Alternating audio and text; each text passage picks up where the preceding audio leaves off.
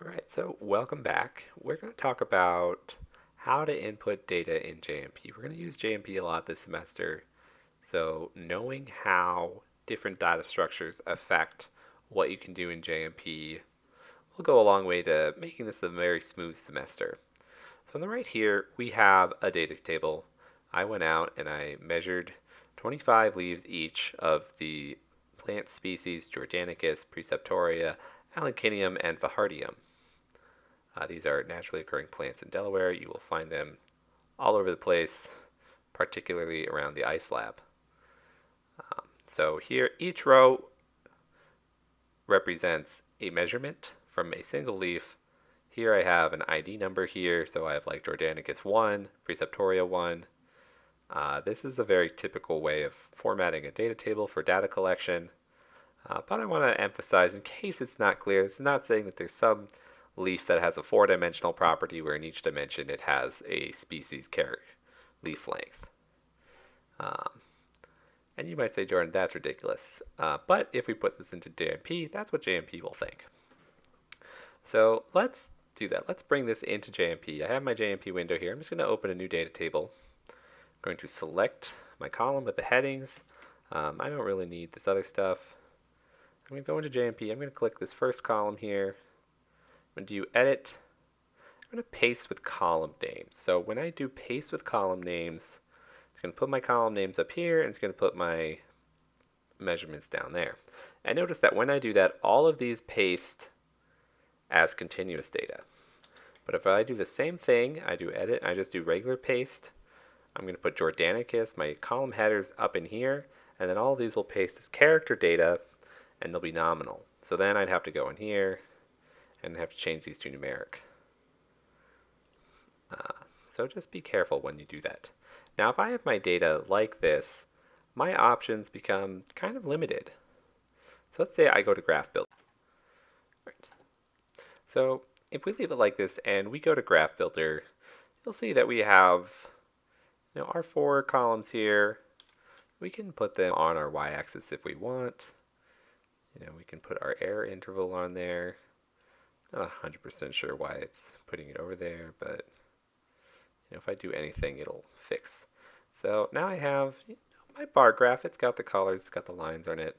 I don't have x-axis labels though. They're all over here in the legend. So this is not ideal. Similarly, I could put the bar charts, the box plots up here. These work out okay. They're kind of backwards, but I bet if we put them on the axis here, they'd work great. Again, bar chart not ideal. Histogram. All right.